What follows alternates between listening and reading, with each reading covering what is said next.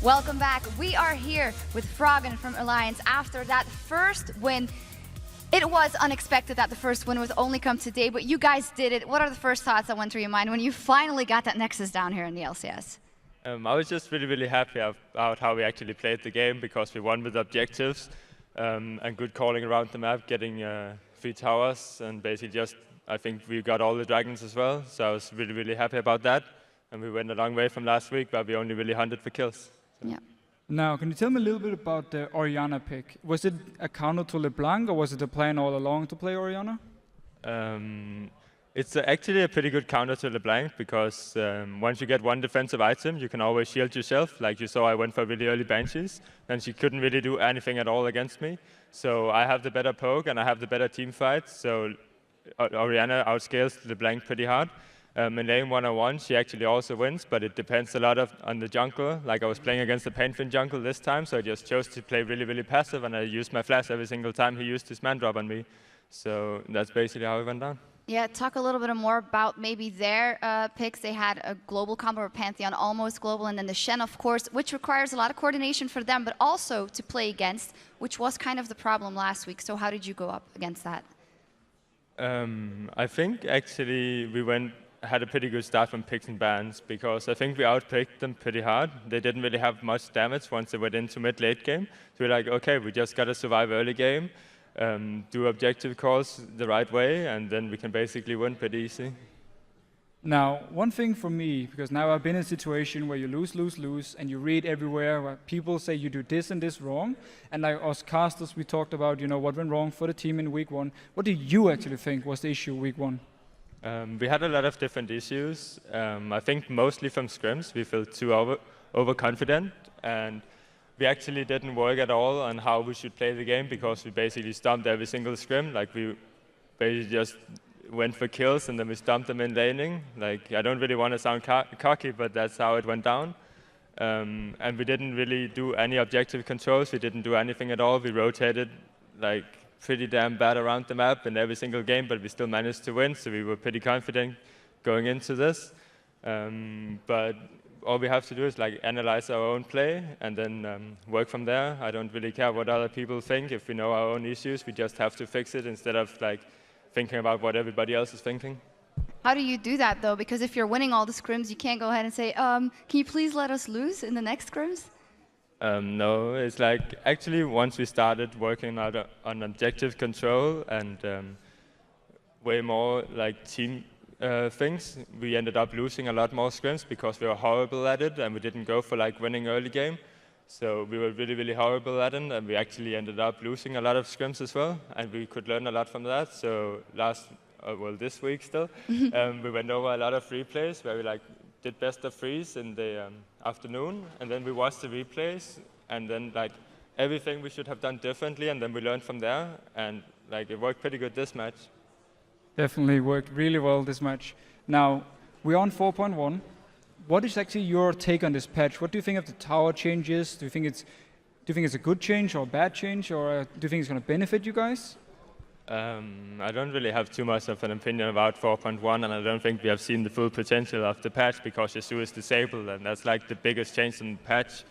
And since we can't see him, there's like not really that much change from the last patch. Maybe you guys don't have any time yet to think about the patch because you were so concentrating on making the game better for yourselves as a team. And I want to ask for your perspective personally. We had the great story coming in. It's Froggen's team. He's built this. It's going to have to perform. How did you experience last week when you have those defeats? Do you take it very personally that the things went wrong?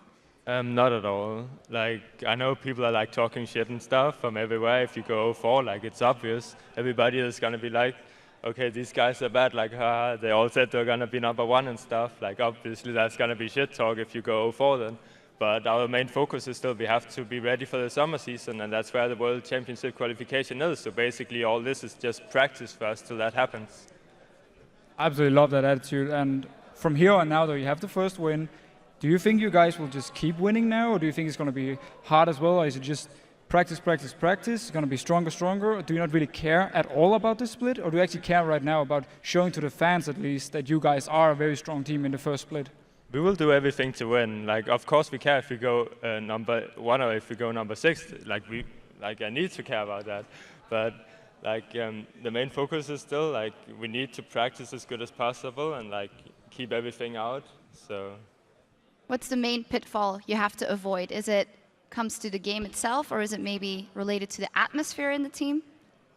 I think, like, let's say we lost this game and we like keep losing. We go like 1-10 now, for example. Like, we have to like make sure that we're not getting angry with each other, that we're not like taking it to like, oh shit, we're so bad right now, we're never gonna make it. That's like the worst thing that can ever happen. We just have to like keep practicing and keep focus on like the problems we have instead of doing everything else, like reading other people's opinions and stuff. We have to like do it ourselves, analyze our own problems, and then we have to work from there. And as long as we keep focused on that, I'm sure it will work out.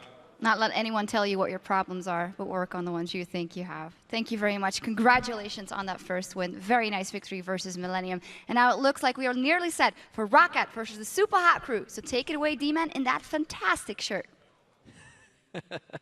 Thank you very much, Shox. It is time for our first rematch of the LCS. It is, of course, between ROC and the Super Hot Crew. And the last time they met, it was the innovative picks of ROC that brought them to a win in 31 minutes. However, for the Super Hot Crew, they tried to run Nunu. They tried. Try is definitely the word to use here because it didn't work out too well, alongside Jungle Caitlyn in that bottom lane. And honestly, it was down to ROC's superb defense. Yeah, at end of the story, man of the match has to be Jankos. He defended that heavy early pressure. He was dealing with a Caitlyn Nunu from Super Hot Crew. Gragas roamed down as well. And because of Jankos' defensive play and his stall, it allowed the Malphite Pantheon combo to destroy the Super Hot Crew. He went 14, 8, and 21 over the course of the 4 games. And out of those 8 deaths, 6 of those deaths were in one game versus the Copenhagen Wolves, which they did end up losing. And he only died once in the other 2. I'll just quickly rattle off his scores. 5-1-4 versus Super Hot Crew, 5-0-6 versus Millennium, and 2-1-7 versus Lee Sin. Just very quickly, the whole ROC squad impressed. They had good lane movements, they had depth in picks and bans, they challenged for dragons. They're my new dark horse team.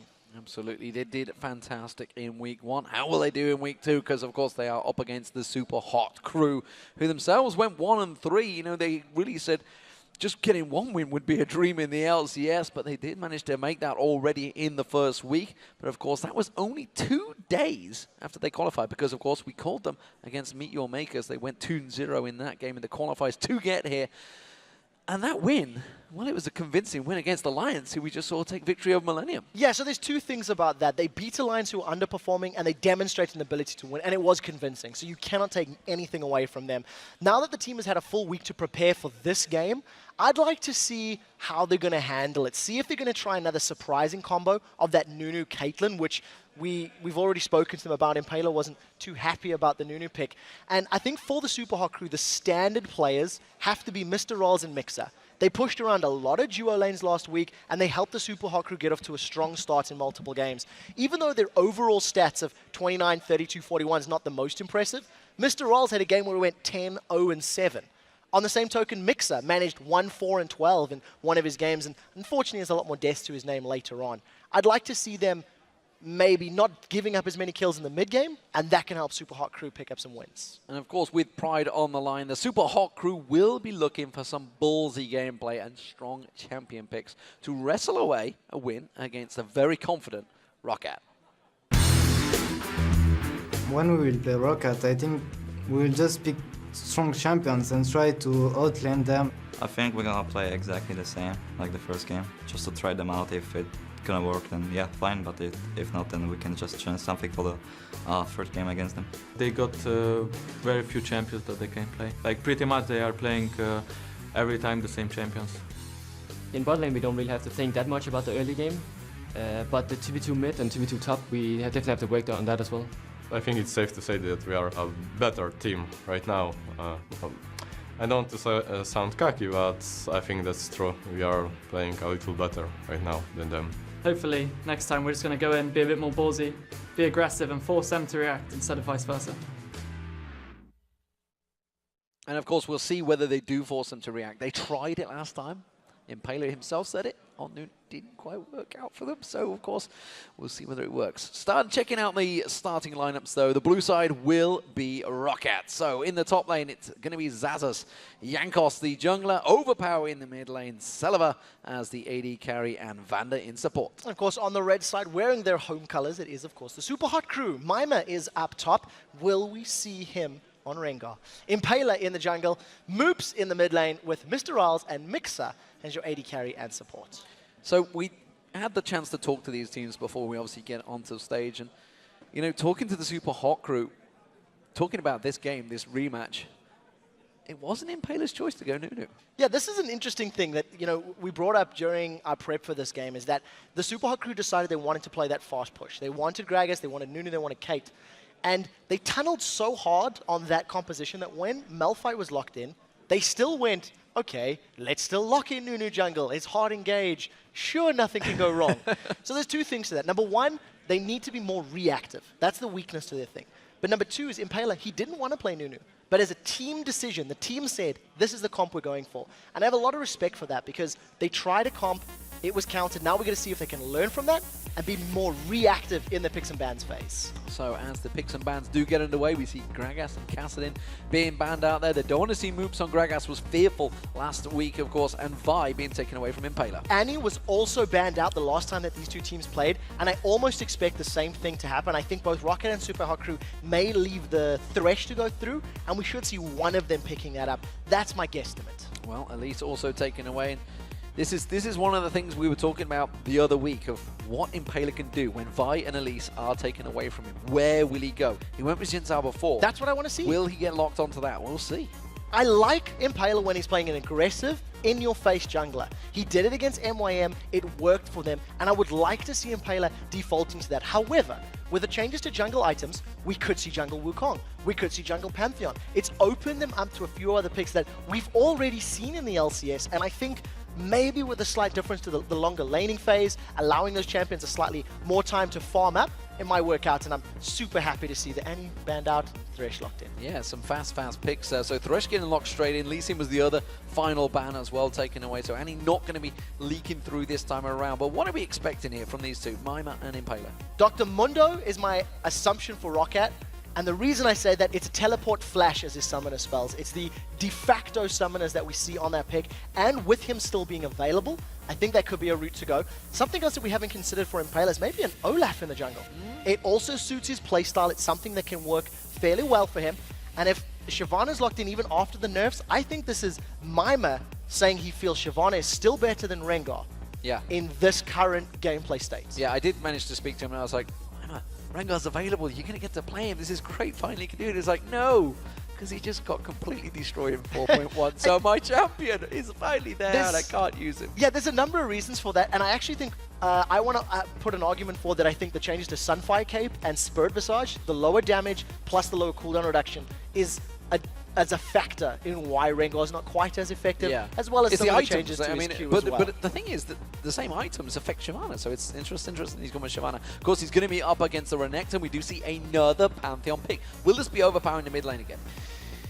I have no idea right now. I think with seeing the junglers that have all been banned out, with Vi gone, with Elise gone, with Lee Sin gone, and seeing that Renekton's been picked up top, I don't know where they want to put that Pantheon. A Pantheon Renekton gank is terrifying. There's a lot of damage, and you can see that because Shyvana was picked in, even with the changes to the Burnout and the Flame Breath, if she builds the Blade of the Rune King first, she still has enough damage to bully around the Dr. Mundo. And that's why I've seen that, you know, sort of that change been moved around. And what I also want to notice is what's developing here that I can see immediately is ROC. You're going to go for that early pressure, that early damage. Shyvana's going to take at least 10, 11 to get going. Mundo maybe being picked up, yes. So that could be Mundo top, Shyvana jungle. Definitely could be the case. We like to, you know, we keep harping on about Impaler's champion pick, and the reason we keep going back to it is because he's an integral part of what helps Super Hot Crew win. He's very instrumental in getting their lanes going once he's got a couple of levels worked up. So Dr. Mundo top against that Renekton once again. We're going to see this matchup where Renekton is a little bit more of a bully early, but once team fights roll around, Dr. Mundo's going to have much more of an impact as they scale through the game. Of course, Nami was also selected in there for Mixer. We'll see with Mr. Rales on Lucian. been pretty much his champion of choice. He's the one that's got the wins on that. Or one more, not so much the wins, he's only got the one win, but more importantly, the one that's done very well on it despite those losses. Caitlyn and Orianna maybe, which means Pantheon mid then. They're going to change it. That'll be Pantheon mid. Olaf, it will be Pantheon mid. Okay, so we'll see how this gets locked in. I just want to quickly touch Lucian's 10-0-7 game was on Lucian. Yeah. I also want to touch on the fact that Celavar's locked in the Caitlyn. He is so scared of Shyvana and Dr. Mundo getting in his face. If you pick Jinx with absolutely no escape and less range in the early to mid game, well, Huey. Mordekaiser getting locked in. So where the hell is this going? That's going mid. That's going mid. That's a heavy push. He wants to try to control the lane, and I'm so happy you changed that, because if it had been Olaf, it would have been a physical damage team with Renekton, with Pantheon, with Olaf, that you just stack armor, and that's it. You can do nothing against it.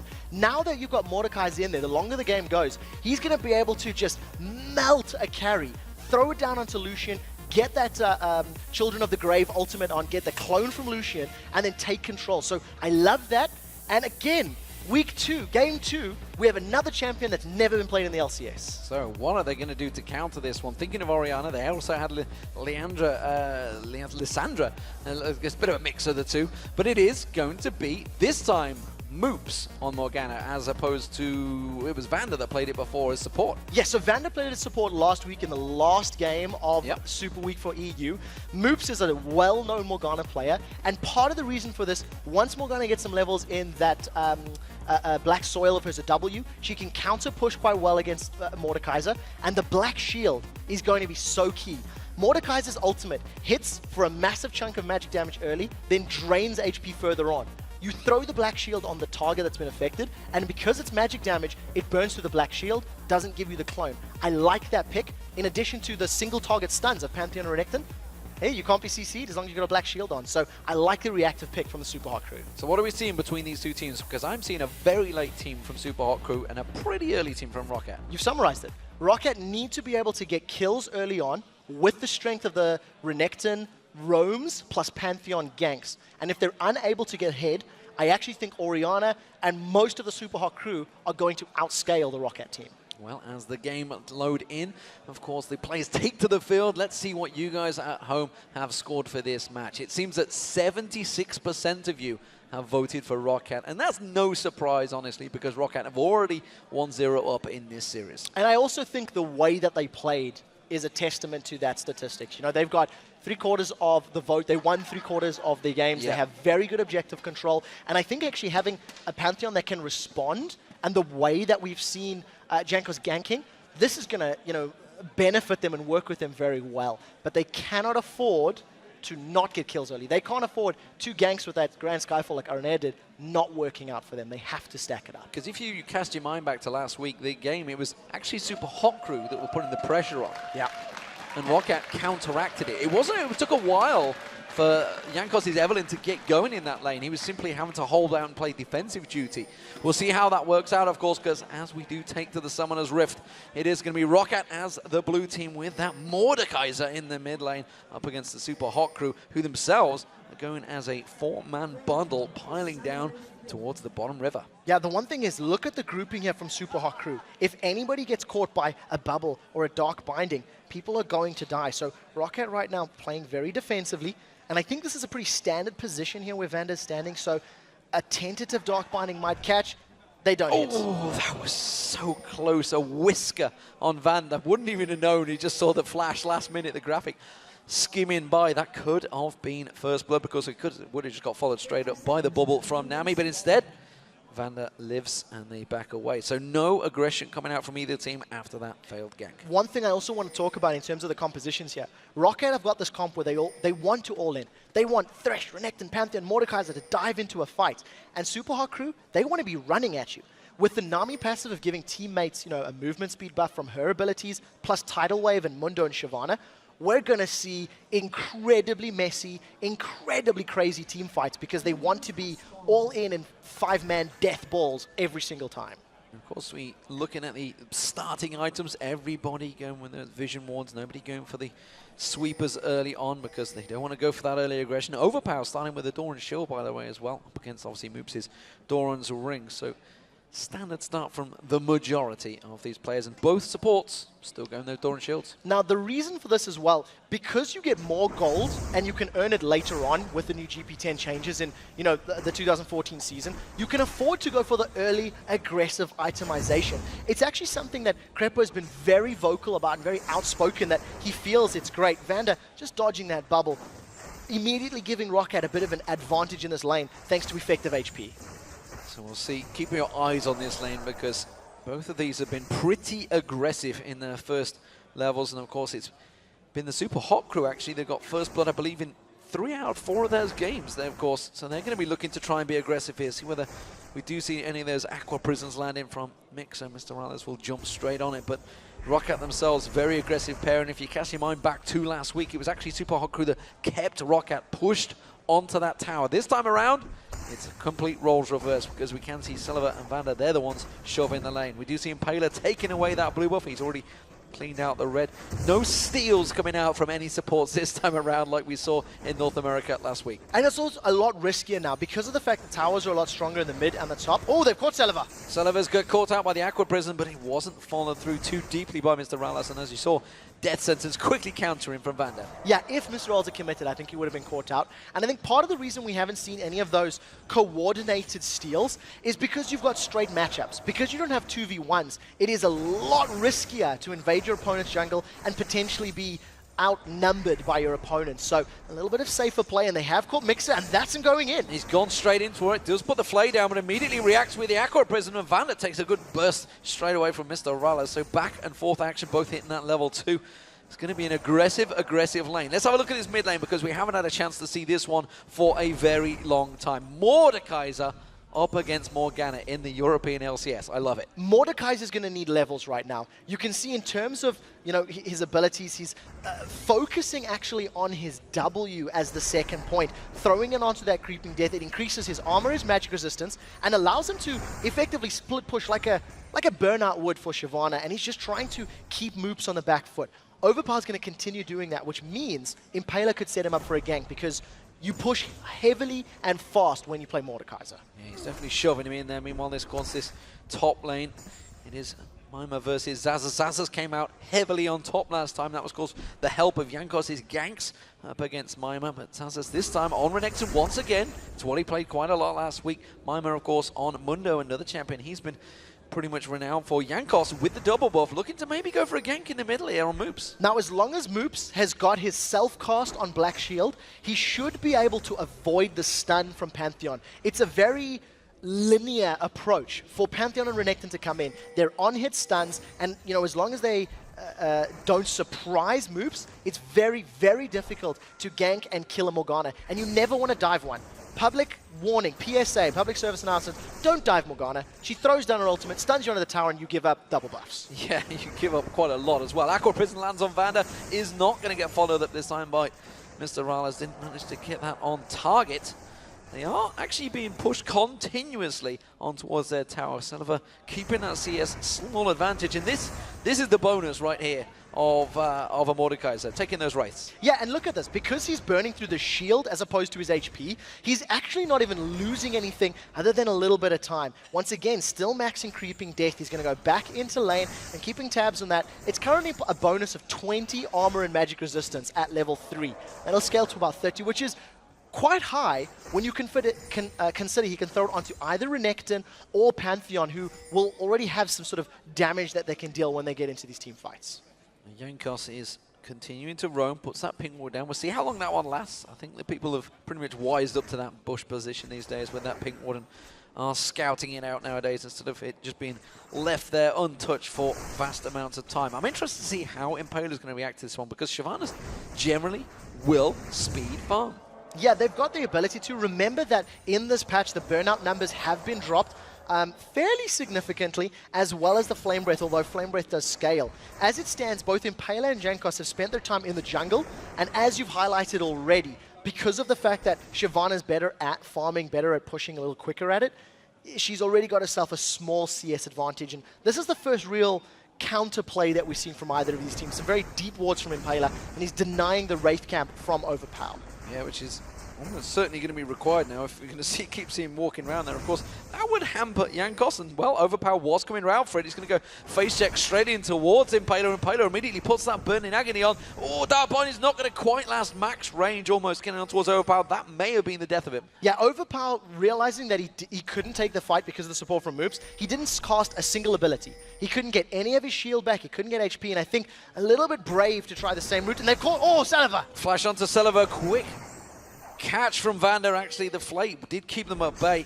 The death sentence didn't quite land, though. No, not that time round, and just as I thought Saliva was going to get caught in that bubble, he does throw the flash down, so well played in that regard. And I think, you know, with both of these mid laners now hitting level 6, both Impaler and Jankos have to be very careful, because there's actually a lot of damage that can come down from both Morgana and Overpower at this stage in time. Even with Impaler's Dragon's Descent, the defensive statistics could be burned through thanks to the burst of Maud plus the executed Pantheon. But great play by Impaler to once again build his little CS lead. Mima was heading down there. I think they were unsure of the position there because Impaler had a little bit of help on that red. Mima was heading down, wasn't sure whether we're going to see Jankos suddenly appear around the side, but instead he was safe.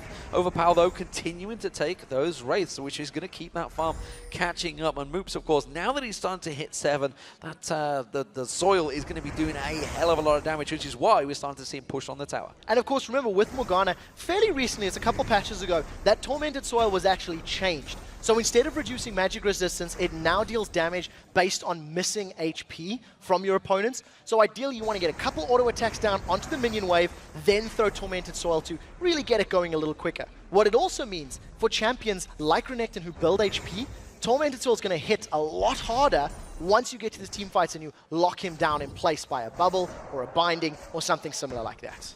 We are 9 minutes into this game. We do see the BF swords being picked up by both Saliva and Mr. Rala, so both AD carries wanting to stack out that damage. And of course, it does mean there's a very different build coming out from the two supports. Vander going for that GP10. Meanwhile, it looks like the Sight Stone is being pushed for Mixer. And I think that's because of the champion picks.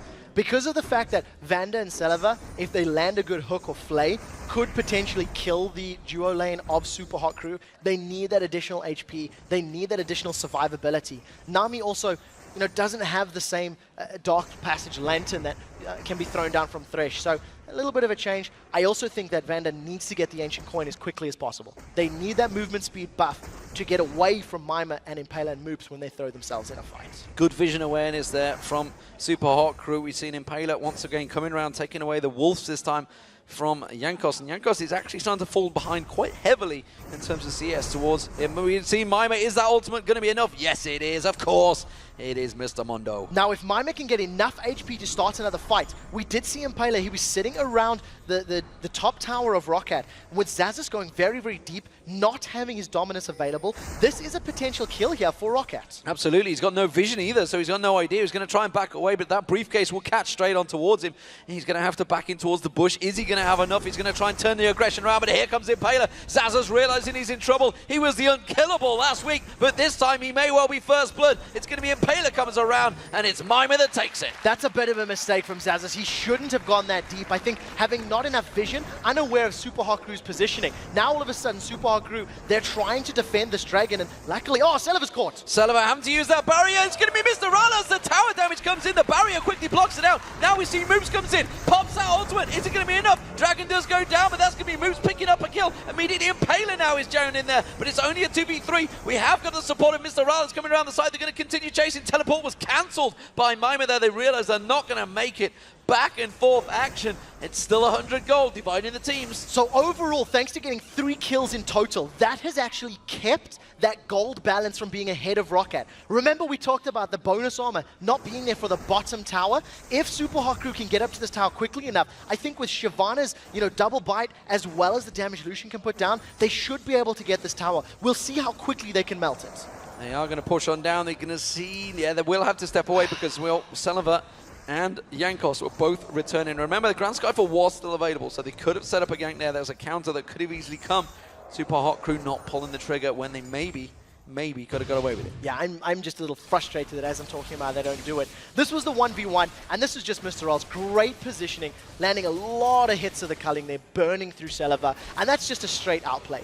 In a duel situation, Lucian is a stronger champion than Caitlyn, so he's going to be able to 1v1 you. In actual fact, the bad recall timing here from Super Hot Crew may cost them this tower. There is no soul binding available from Moops, so he's not going to be able to lock him under the tower. And first tower of the game falls, it's in favor of ROCAT. It is ROCAT that do it, and like you say, it's just simply that time, and they backed away. Moops backed away himself. He went down to try and help out that bottom lane, and that means his middle turret going to take some damage as well. That ward placement in the middle, that ping ward, which I talked about gets spotted so often, still gave them full vision. Nobody spotted it. Yeah, a need to attack move through that bush, but we haven't actually seen too many roams. I think part of the reason that's standing up there, even though Impaler's been doing a pretty good job of invading, he hasn't actually gone over that period of the map just yet. Super Hot Crew, now they are forcing the numbers advantage in the bottom lane, trying to get the tower, but a very good defensive play from Jankos. Once again, defending the aggressive moves from Super Hot Crew has prevented that steal from happening. Overpower continuing on these wraiths. Poor old Jankos hasn't had a look in so far. Impaler does come around. He's making sure he doesn't lose out on that final one, the big gold to Impaler, which is why backed away from this one. Actually, looks like Jankos is going to take that one, so maybe he's just left that little bit of gold for him. Even though Jankos has got a kill, he's fairly far behind in CS15. The wave clear of Pantheon is not as strong as Shyvana, so in the straight-up farming game, Pantheon's always going to lose out. We still haven't seen Grand Skyfall from Jankos, and he may need to use it soon enough. We've got a number grouping here, and Impaler may get caught out. Blue Buff's low, he's got Smite. He's going to give him maybe a Smite fight. He will take it, and you can see Jankos is going to try and chase on towards him, but he's got no help from Xaxus because Maima is keeping him busy in the top. Yeah, the movement speed from Burnout is just too much for Jankos' level 1 boots to deal with. So again, a very good invade, a very good steal from Impaler. Even though Impaler's doing quite a lot to actually keep Pantheon down, keep Jankos playing defensive, it's not necessarily transitioning to too much. They've only got the one tower. They, did get a couple of kills, but I think this is the first real roam that we're seeing from Super Hot Crew if they commit. Well, it is going to be Impaler actually passing the ward by the red buff. Moops is trying to set something up, but good ward placement from ROCAT. They're giving all the vision, and now we can see Overpower. He's going to try and sneak around there and steal away those minions. Gets that big giant shield on towards him. Will he get the last steal? Didn't see it. May well have done. No, Impaler will take it. Now that's actually a little disappointing for Impaler because he knew that Overpower was going to move to the Wraith, and I think Impaler got impatient because he started the Wraith before Overpower roamed down. If he had just sat in the bush waiting, maybe something could have happened, but to be fair, there was a ward there from ROCAT, so I think Overpower was well aware of the situation and no sweeping lanes to get rid of it. Still just that 1,000 gold between them. Blue buff this time, of course. Moops will be taking that one. That's going to help him out in this mid lane. Keep that cooldown down. Keep that soil burning, and well, he's going to be wiping out those minions. And looking at the farm, it's starting to get some pretty big numbers, and actually even across the board. Of course, that 1,000 gold being the single bottom turret that has been taken down. Look at the bottom lane, just 10 CS between them. Mid lane, 10 CS between them. Top lane, 5 CS between them. Well, 6 technically. And it's actually ROCAT with the tiniest disadvantages all across the board. What I think about that is that both of these teams have picked fairly strong laning champions. They do well against their opponents' picks as well. And with the exception of Xaxus making a bad call in the top lane and trying to farm between towers, he got caught out. He could have potentially accelerated or pushed Maima around a little bit more, but I think Bravado got a little bit ahead of him. That's some good damage in Overpower, but he's going to be able to walk away, heal it back up thanks to his lifesteal and his spell vamp. Yeah, quickly gets that shield back up there. Impaler once again coming around for the Wolves. This time not going to find them because Jankos has already taken them. So we talked about how ROCAT need to be the ones making the aggression early on. Not quite worked out for them so far. Is Jankos going to fall behind here? He already has fallen behind. I think if you pick a champion like Pantheon who was so strong in the early game, yes, maybe he couldn't, shut down Moops, but he's got an on-hit targetable stun against a Lucian or a Nami if he goes into lane. He can tower dive thanks to his passive, blocking a turret shot, He has the ability to make plays, but we've seen him farming, and I think that is a testament to Impaler. Impaler's stolen away so many buffs and camps that Jankos has been feeling like, oh, I'm falling behind, panic, panic, panic, farm, as opposed to gank. What's going on towards that dragon? It is up in 20 seconds. We'll see whether the teams move for it. Of course, last time around, Sullivan did get caught out by Mr. Rallas, as they position for this one. Looks like this time around he is playing it overly cautious and staying well away with those big ward placements. Yeah, that's definitely the way they have to do this one. You can actually see that Jankos was trying to maybe pinch Moops in that particular situation. Roccat are going to have the advantage on starting the Dragon. However, teleport is available for Mima. So if a fight were to break out, Roccat would need to make sure they group tightly. Celavar is too far away to have an impact right now, but luckily Super Hot Crew have not initiated just yet. Overpower is playing defensive blocker. Trying to keep Moops away from this one. The rest of Super Hot Crew are coming around. It's actually Mima making his walk down here. He's not going to teleport. Maybe he's going to be a little bit too late, though, because that Dragon go down. Here comes the teleport. It's going to be Mr. Mima trying to catch on towards him. Death Sentence catches on Mixer. Celavar doing the damage on him, but they've separated it. It's a complete split. Super Hot Crew all clumped together. Impaler having to jump straight across and towards him. Jankos running away from it. Jankos will go down. That's the first kill. Who will be the second? It's going to be Mixer cat out there, but he manages to flash away from Celavar, and now the Super Hot Crew close the gap. You can see the ultimate coming out. The box is going to be enough from Vander. Will keep them away, but it's going to be Dragon surely for the Super Hot Crew. Yeah, Super Hot Crew have the numbers for this. The rest of Roccat want to recommit. They managed to catch Moops, but they're not going in. It's another death sentence, but like you say, only on Moops. Oh, Dark Binding flashing past the backside of Vander, and it will be the Super Hot Crew taking that Dragon away, which actually swings the goal into their favor, but only still 300 between the two teams. That was played perfectly by Super Hot Crew. I mentioned the fact that Celavar was not near enough to the team for him to be effective, and as we said, Mima's teleport, if it can split up Roccat, and if Roccat are not clumped together, that's going to lose them the fight. Not only did Mima get in and actually draw a line in the sand, but this is the fight we're talking about. Mixer's down on the bottom half of the map, completely zoning out Celavar, and Super Hot Crew, this is 4-on-2. You're never going to lose 4-on-2 no matter what team comp you've got, and even though Vander and Celavar tried to kill Mixer, they didn't get the kill. They forced backwards, and that was all stemming from the teleport in the middle, followed by a great bubble from Mixer to interrupt. Well, Mima has got that ultimate available. If Jankos were feeling aggressive, gets spotted out by the ward. Actually, that could have been danger play because Jankos was looking to go for that. Impaler was up the top there, had his ultimate available, Dragon's Descent, if he wanted to jump on towards him. Jankos, though, this time around will be taking that blue. He's not going to gift it across to Overpower, it seems. Will take it for himself, and that's going to improve that Grand Skyfall. Maybe he can start doing some bit more man drops. Yeah, he needs to start using them. We haven't seen an impact from that at all, and I actually think that's the first blue buff, or the first big buff he's really had uncontested in quite a while during the course of this game. So we'll see what he can do with that additional cooldown. It's going to help him farming out the jungle as well. And once again, Overpower just carries on pushing. 200 CS to 167. The power of that Mace of Spades plus the shield that he's throwing down is just keeping Moops defensive, keeping Moops reacting to the wave against him. Jankos coming around. Impaler hasn't quite got the timing on this one, but he is playing good defensive duty once again. It's the white he's going for, or the big Wraith, whichever you'd like to call it, and he has gone towards it, but it looks like it's going to be Mima getting caught out, possibly between the two towers here. Zazas is there, Impaler's ready and waiting to leap across if he's required, and he certainly is. He comes in there, can he turn his fight around? Mima has to flash out, that leaves Impaler on his own. Now he's going to 2v1, Mima's going to have to come back into this one, does finally pop his ultimate. Why he waited so long? He was waiting for Moops. Are they going to have the timing on it as Overpower comes around? No, they do buy each other time to back away. Impaler was so greedy there. He's like, don't flash till I get wide, don't flash till I get wide. Manages to get the jungle camp, goes over the wall, and Mima gets away, but he needed to burn his summoner spell as well as that ultimate. So he doesn't give up a kill, but I think pretty good play from Roccat. They're finally starting to gank a little bit from Pantheon, but I think it might be too late. I think Super Hot Crew are getting quite tanky now. Sunfire Cape plus Giant's Belt already on Mundo, as well as that Spirit of the Ancient Golem plus a Giant's Belt on Impaler Shyvana. And of course, the needlessly large rod being built in towards that Zhonya's Hourglass for Moops. Not long until that's in there, and you know what happens when he gets that. The Flash Ultimate will be coming out from that Morgana. Nobody likes to see that one. Overpower himself, well, you can see he's got that Hextech Revolver in there.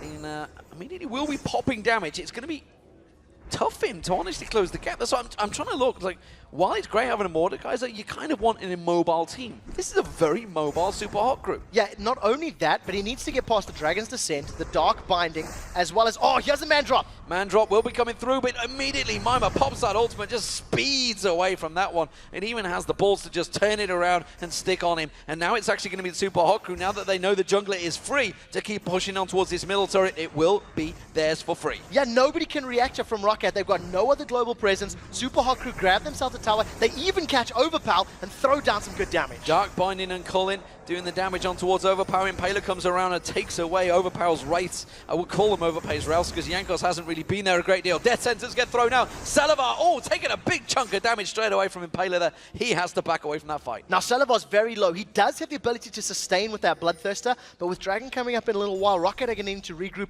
fairly quickly and try to get some vision down. I think, we were touching on the fact that Mr. Roll should be pretty safe. He's got Nami for interruption. Everyone else in his team can slow down the melee champions of Rocket, and as it stands, Zazas is catching Mima. Zazas being clever there, of course. Sunfire Cape completed by Mima, so while he didn't throw a punch, he did get caught out by the tower because that passive damage is going to have to pop that ultimate because Overpower was closing the gap, but is he going to be regenning enough? I'm not too sure he will. Zazas is going to get in there. He times it nicely and gets the kill. Completely outplayed Mima. Landed every single ability he needed to, managed to get the Sunfire Cape damage for what was the better part of 15 seconds. Even though the damage is lower right now, that's a lot of damage, sitting 35 or so per second over the course. Now, Zazas is going to have a lot of time to most likely grab the second tower of the game for Rocket, and our gold is still sitting bang on even right now.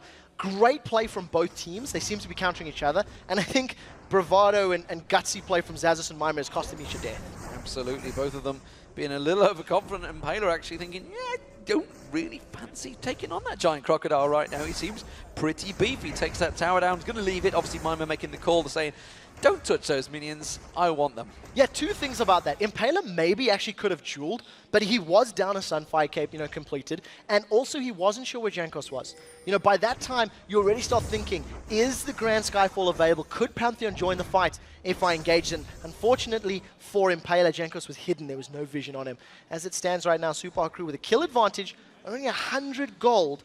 They're still trying to really feel each other out. We haven't seen a big team fight with the exception of that one fight around Dragon, and it may happen again shortly. Well, speaking of that Dragon, both junglers just used Smite, so it's not going to be available before the Dragon spawns. So of course, I don't expect either of them to go fast for this one. Impaler's going to be knowing that. He's going to be not giving the call for his team just yet. Zazas tries to go in, they clear out that pink wall that was just placed by the Super Hot Crew, quickly counteracting that money they'd spent. Impaler using his skills to take down that ward that was placed in the bush towards the top. I've seen this movie before, and Salivar's not there and teleport's available. Rocket need to group up properly. They cannot afford to get split up like they did last time. Super Hot Crew will be able to grab the tower, keep pushing the minion wave down, and then teleport to the fight. We'll have to see who starts it, as Jankos has taken so much damage. Quick Dark Binding, Aqua Prison, Culling, all dropping on towards Jankos. He can't get in this fight. He can't be involved. The box being used, that gets counteracted. Impaler goes deep. He's going to get dropped off. The Morgana shield's not going to be enough to pop this one off. Moops his ultimate Wildo, and that's going to capture on towards Impaler. Impaler stopped in his tracks, but look at this.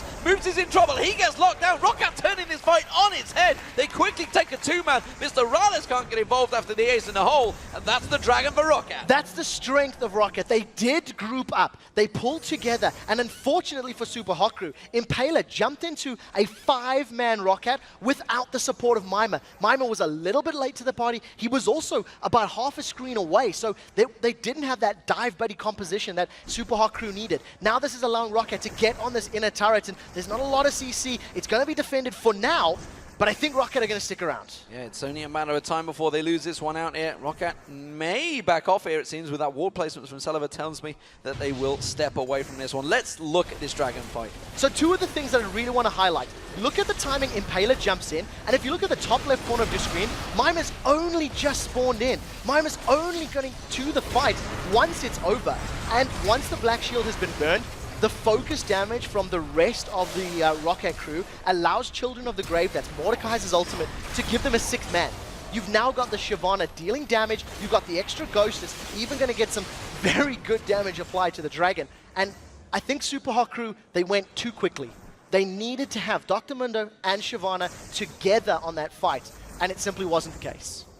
No red buff being picked up by Mr. Rales, and honestly, actually, if you look back at that fight, you saw all the damage was focused on Jankos, took that Dark Lantern out of there, everything's safe. And so much was thrown at him. The Cullen was used at the very beginning of that fight, like you said. So Rocket swinging the advantage back in their favor, turning that gold advantage towards them. And now they are just closing on the 40,000 gold minute. At the moment, still 2-2 to the towers. Very close, even game. And That's team fight apiece so far. Super Hot Crew winning out in the first one, Roccat in the second. I really want to highlight something that it just dawned on me. If you cast your mind back to game 1 of the split between Fnatic and Gambit, where Diamond Prox was playing jungle Shyvana, and he spent the whole game counter jungling.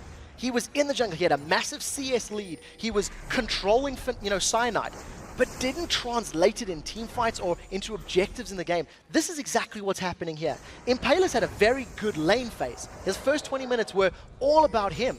But it didn't amount to towers, it didn't amount to dragons, it didn't amount to kills. And that's why I think Roccat are clawing themselves back into this game. They've got enough time to at least become relevant, but now the tick is on because Rockat's comp may fall a little behind.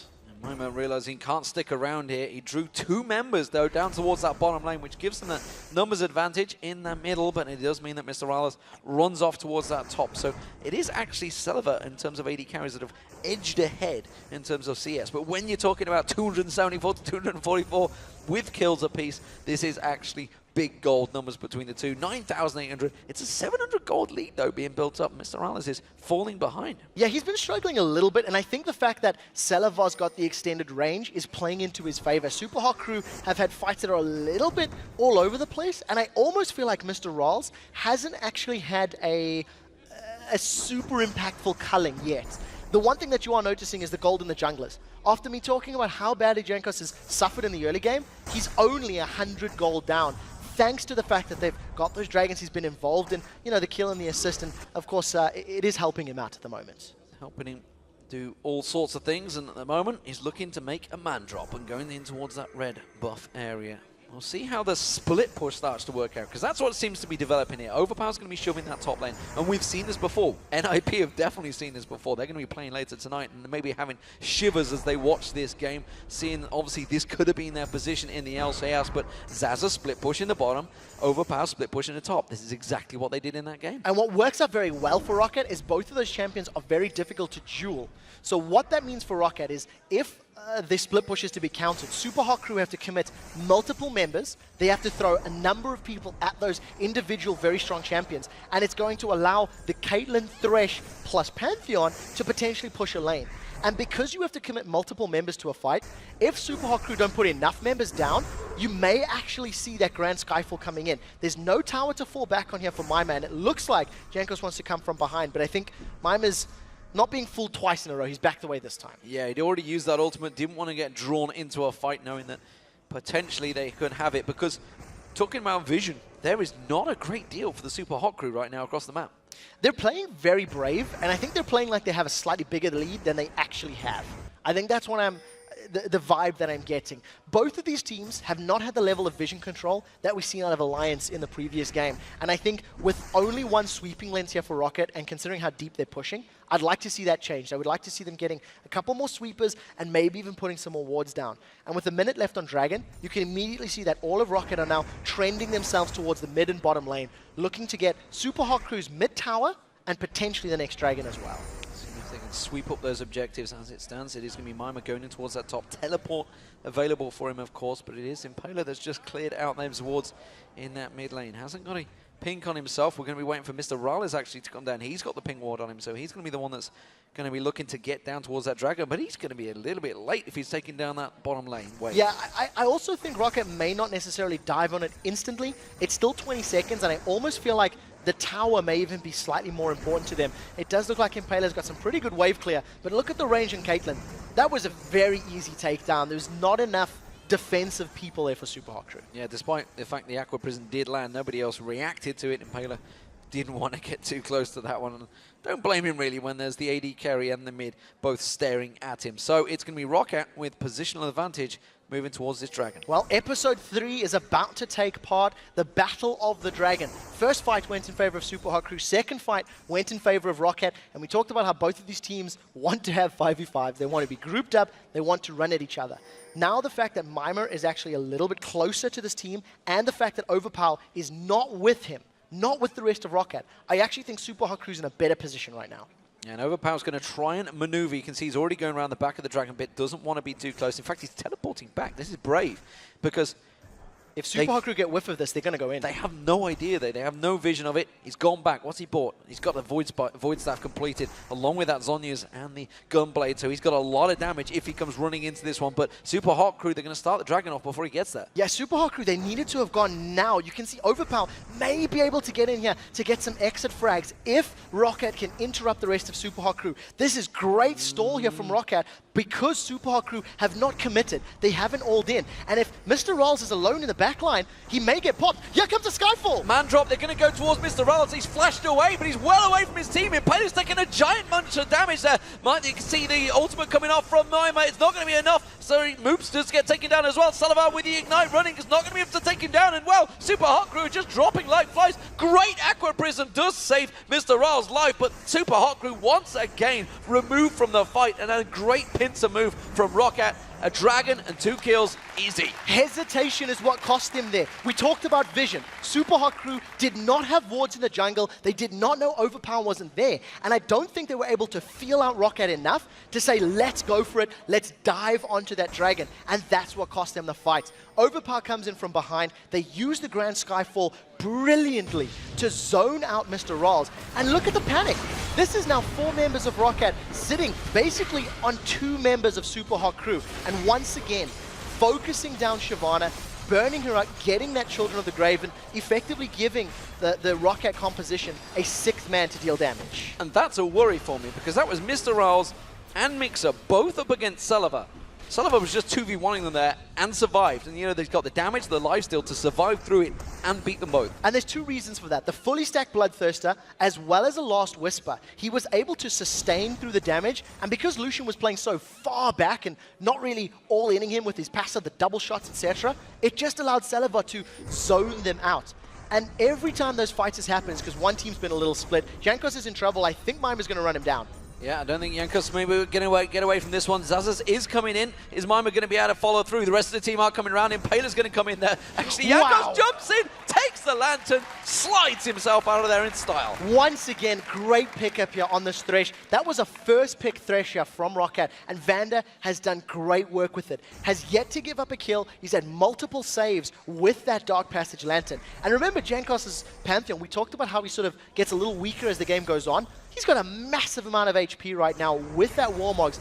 Going to stack it up, going to get a little bit more defensive MR and armor, and he's going to be difficult to burn through for Super Hot Crew because they don't have necessarily upfront burst, as long as you can interrupt Morgana a little bit on those Soul Shackles.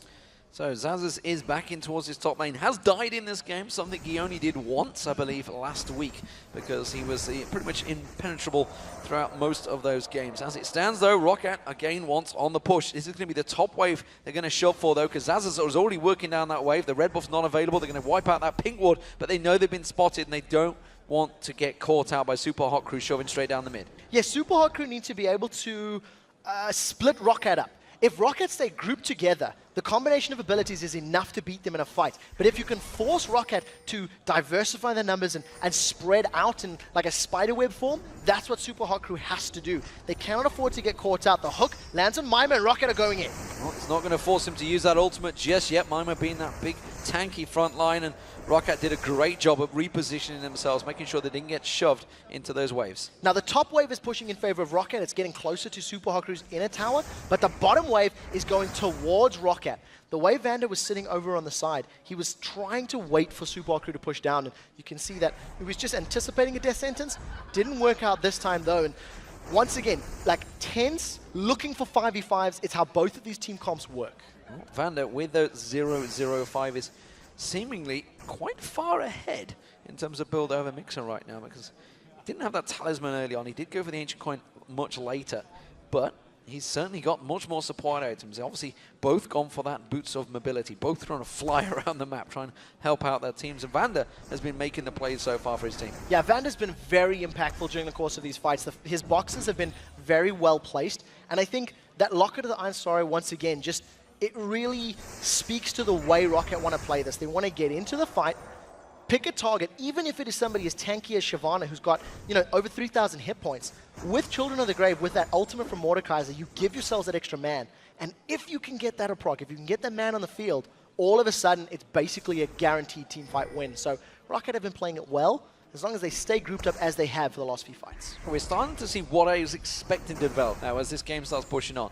Jankos is starting to be the man that split pushes because he can man drop into that fight. He's starting to shove those waves. You can see both top and bottom continually being shoved onto the Super Hot Crew while the rest of the 4-man sit in the middle. Yeah, and think about the previous Dragon fight, how Jankos used that Grand Skyfall to split up the members of Super Hot Crew, make Mr. Ralls panic, panic, panic. Oh my god, Pantheon's coming for me. I need to deal with this.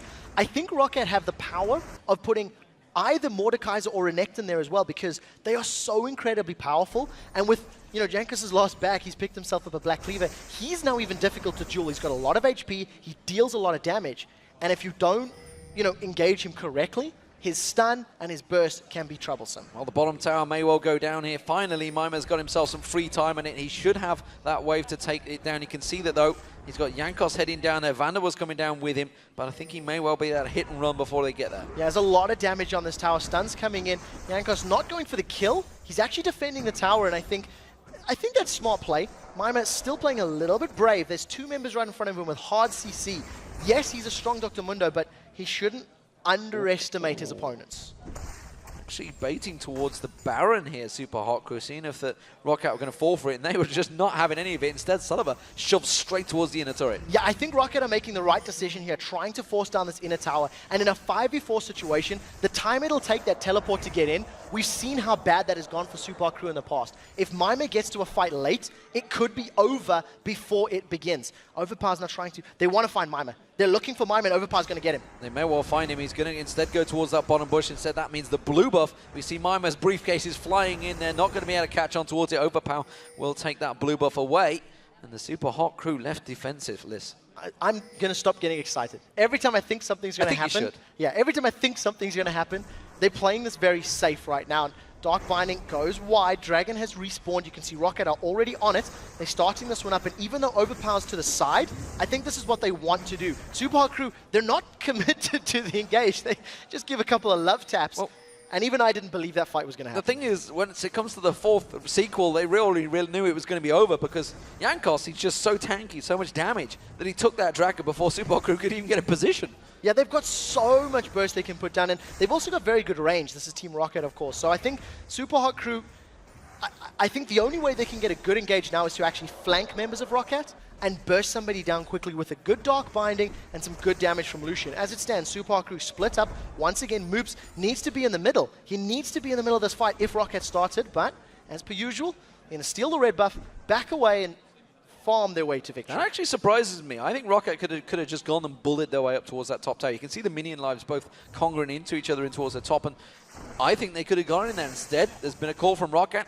Rightly or wrongly, they have gone back. They're going to take away the red buff. It was a battle for the red buff that was happening in there. Blue buff also being taken away. So Rocket simply saying, we've got a lot of jungle available, a lot of gold down there. Let's clean all that out first, get those items completed, and then return and once again push in there. And look at that gold starting to build up. Overpower, giant lead starting to develop over Moops here. Yeah, I completely agree with what you're saying. I think Rocket are far enough ahead that they can commit to big fights, even if they're a little bit risky. And ironically, they were playing as though they were ahead earlier, and now they've decided to play this one passive. Rocket's a team that can play until they're able to find the win button and push it. It's how they beat Ninjas in Pajamas during the course of the promo games. They waited till late, waited until, in fact, Overpower could one-shot with Kayle, and then went, now let's fight. And he can do a very similar thing with Mordekaiser. He's got a Deathfire Grasp, plus all the ability power of the Void Staff, the Hourglass, and that Hextech Gunblade. If he gets onto Moops, Mr. Rolls, or Mixer, that is basically an insta-give when you combine all of the burst damage. Mr. Rolls did just buy a Negatron Cloak, but I'm not sure that's quite going to be enough now. If Overpower gets close to him, he will go down incredibly quickly. So, what are the Super Hot Crew going to do to try and counter this? At the moment, it's looking like, well, Baron's already started out. That's what they're going to have to do. And Maima, he's down the bottom. Yeah, Super Hot Crew need to flank in a team fight. That's the only way they can get in here. They're already 6k gold behind. That's Moops, he's dead. He's been popped. But Moops was just destroyed by Overpower in seconds off the screen there. There's going to be the ultimate coming through. Will Impaler be able to win out this Smite fight? I'm not too sure. Yes, he does! He gets it! That may keep the Super Hot Crew in this for a short time, but they're already 2 men down. Yeah, the 2 members down, and the teleport was cancelled by Mima. He's now realizing that their mid-inner turret is going to be sieged up from Rocket, so he started recalling, actually cancels it. I think he's going to try and split push. I don't know if this is smart because Rocket have enough members to get to the inhibitor turrets. Yeah, Rocket already going to be taking down this inner. It was actually Overpower was backing and just said, you know what, I think we can finish this game. You can see the Rocket is going to turn around, they're going to shove straight through the mid. Yeah, that's the right thing to do. Rocket have a numbers advantage. Super Hot Crew cannot defend with only 2 members. They've got the inhibitor turret, they're now on the inhibitor. Still 25 seconds before Super Hot Crew respawn. So Rocket, get the inhib and back away. I don't think that was the right choice from Mima. Yeah, giant creep wave was coming through. Rocket was thinking, constantly thinking about maybe going in for that one, but the Baron turnaround may have saved Super Hot Crew briefly. Let's check it out. So this is the pop. I mean, I'm anticipating 1, 2, 3. I mean, what more are you going to say? You know, DFG comes down, it amplifies the magic damage. That was in slow-mo, by the way. Yeah, that was in slow-mo. It amplifies the magic damage, and then when you follow it up with Hextech, Gunblade, and all the rest of the burst from Mordekaiser, he can do that to a number of champions. That was a very, very good Aqua Prison that prevented that. It definitely was. You can still smite through it. Yep. Suppression's the only thing that interrupts smite, so I just think, you know, those 50-50 smite battles, it does come down to whoever can get the higher burst, and well played by Impaler to at least close the gap, but at the end of the day, you know, advantage Rocket. They get the inhib, and I thought about it a little more. I'm being overly harsh on Mima. 3v5, they wouldn't have been able to defend the inhibitor turrets or any of those turrets, so at the very least, he grabbed 2 turrets and some additional gold. So maybe, you know, questionable if you want to try to defend 3v5, but overall, I think right decision to make. But it does also amplify the damage that Overpower has, because there was a Zhonya's Hourglass available for Moops. He didn't get a chance to click it in time. There was nothing stopping him. No stun, no CC. He just missed it. He just was kind of surprised by the damage there. And I think, obviously, with the Rabadon's, the Deathfire Grasp only just being picked up, was probably caught off guard. Yeah, caught off guard by that burst. You do not anticipate that. And by the time he moved his finger from his spells to his items, I think he was probably dead. But talking about the pick, Morgana's had very little impact in these team fights. Yep. He survived the laning phase. The Black Shield is theoretically powerful, but not against the burst that Overpower's been able to build up. And even though the Super Hot Crew are scaling well and Mundo and Shyvana are going to become scary, because Overpower can just remove 1 member, it's going to be team fight. This is a Grand Skyfall. The man drop coming in the backside. Who they catch on towards? Mixer's taken very low. Impaler having to use that Dragon's Descent to try and get out of it. Mima, the most tanky member, just destroyed in there. And now Impaler, he gets stunned, locked up, flashes out of it. They're trying desperately to run away from this one, but it's Rockout that are doing the chasing, and they are jumping on towards it. Zazas, can he get that stun down? He's not going to quite catch it. The Aqua Prison landing from Mixer. And there was a practical demonstration. The Black Shield would have blocked the stun anyway, but a flash was used. Ooh, Ace in the Hole goes down just for some additional damage. And Rocket have got a better skirmish team. They burst down Mima with a Warmogs, with Randians. They got through him thanks to all that damage. Rocket now with super minions in the mid lane, a massive minion wave in the top lane. They've set their targets in the bottom lane. It's complete map control. Rocket are certainly the team that know how to do the late game plays. They've done it so many times already, just getting into the LCS. And now, while they're here, it seems to be working wonders against the Super Hot Crew. But they are defending once again on this final inhibitor turret. Can they keep them at bay? There's a giant wave on the top inner turret as well, which may take it down for Rocket all on their own. Yeah, Rocket right now are in a position where they can pick any fight they want and they can basically win. The fact that Overpower's got all of these items available, it fulfills a very similar role to that super late game KL. He bursts somebody down, and even if he doesn't kill them, they are so low they have to back away from a fight, and that immediately gives you that advantageous 5v4. Super Hot Crew needed to come in from the side. It's something that we see SK do last week against Copenhagen Wolves, where Freddy Shyvana, he dove in with the Dragon's Descent, managed to split the team up because of that sort of flanking maneuver, and unfortunately for Super Hot Crew, they haven't been able to do that for the last 25 minutes. Well, it is Overpower that's just gone back and got himself another needlessly large rod. So Rabadon's Death Cap will be following shortly. We already saw how quick he can pop Moops. I'm kind of fearful for anyone in the team now of how quick he may take them down, because this Mordekaiser is becoming a beast. You know, it's first play in the European LCS. I don't recall it being played in North America last week either. And it is a monster. So for the record, Mordekaiser has 558 ability power, and his Children of the Grave ultimate steals at base 34 plus 22% of a target champion's maximum health. Look at the HP on Mima right now. Steal them back. 56% of his HP, and you've got Mima sitting there close to 4,500 HP. That is an immense amount of ability power. That's why he's going through these tanks. Smart pickup. If you can get 558 ability power, of course. Yeah, and he's 107 up against a 041 Moops, who is famed for playing Morgana. So Morgana not really working out towards him, and so far he's almost 100 CS behind as well. But when you're talking about 400 plus CS, numbers don't really count too much anymore. 1 minute 30 you see on Baron, but that's not what ROC are interested in. Sweeping lenses being used out there. They're pushing straight for this exposed inhibitor. Yeah, inhibitor has respawn, and Rocket want to get control of it, then most likely either push the top lane or push for that Baron. As it stands, Super Hot Crew, they can't take a straight-up fight because they're 11,000 gold down, well, 9,000 rather, and unfortunately, they just get burst out far too quickly. Xaxus is tanking, but that's good damage from Mr. Rolls. Yeah, Mr. Rolls taking half the hit points off Xaxus there, not using that Dominus to try and keep that regen going. Dark Binding may well have caught him out there, and Rocket, well, they're backing up. And that's why Celiva changed to Caitlyn instead of Jinx. Jinx was available in picks and bans. He picked Caitlyn for the long range on auto attacks and the ability to use that 90 caliber net to get away from threats. Worked out perfectly in that situation. And Super Hot Crew are feeling brave, and I think unjustly so right now. They've got to be careful they don't get dove on by Roccat, who can just throw Grand Skyfall behind like they have done in the past few fights. Well, they have the bottom lane pushing itself. They have the top lane that will push itself in a moment. So Super Hot Crew trying to keep the pressure on here. Maybe it'll work out for them. They're, what, 6,000, 7,000 behind in gold. They have a minion wave coming in there, but where is Mr. Rolls? Miles away at the back. Grand Skyfall coming in. Who's it going to land on? It's going to be straight in towards there. The culling coming out, and it's going to be Jankos taking a lot of the damage. Mima just gets destroyed. Moops tries to pop that Zhonya's Hourglass. Will catch 5 members with that ultimate, but instantly it's a triple kill for Celiva. They're going to continue chasing. Slice and dice through the minions. Doesn't quite catch the speed on towards Impaler. They will back away, but Rocket can run through the base. I'd like to highlight that Children of the Grave from Overpower, his ultimate was not even used in that fight. They have so much damage and so much CC. They locked up Super Hot Crew, and this is going to allow Rocket to get on the inhibitor and most likely the Nexus turrets as well. And you said it, Super Hot Crew just lulled themselves into a false sense. They're pushing on. Grand Skyfall straight behind them. Nexus turrets will be going down, and it's going to be Rocket once again taking victory over the Super Hot Crew in clean style. 48 minutes into the game. And wow, what a Mordekaiser from Overpower. Unbelievable play from Rocket. They struggled early on. Fact of the matter is, it was a slow laning phase for them. For the first 15 to 20 minutes of the game, Super Hot Crew were ahead. And then they just used that superior team fighting to consistently beat out the Super Hot Crew. They're now 4-1 in the LCS, tied for wins with Fnatic. And let's just go through some of their stats. 5-1-5 for Xaxus in that top. That one death was the first blood, of course, when he got a little bit carried away and caught out by between Impaler and Mima.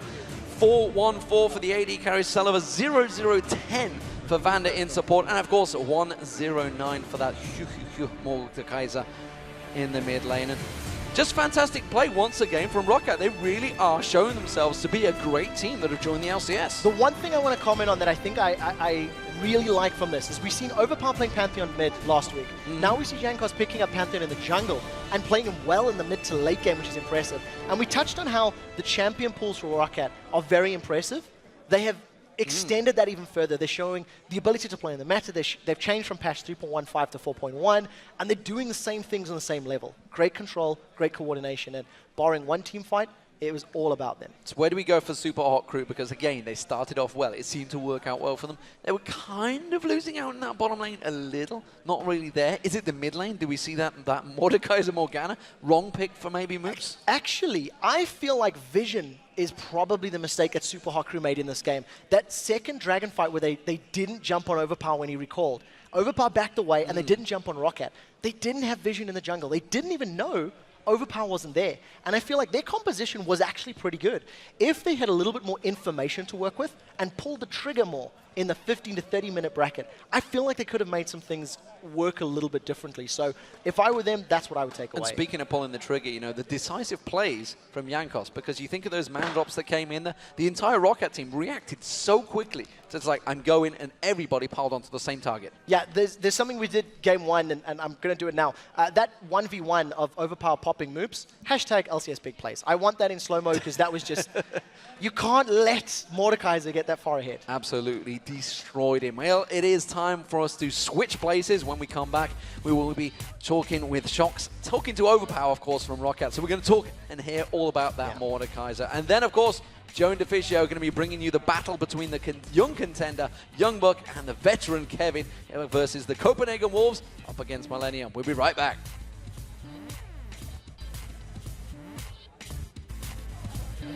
That gets counteracted. Painter goes deep. He's going to get dropped off. The Morgana shield's not going to be enough to pop this one off. Moves his ultimate will though, and that's going to catch Oakwald in Paler. Paler stopped in his tracks, but look at this. Moose is in trouble. He gets locked down. Roccat turning this fight on its head.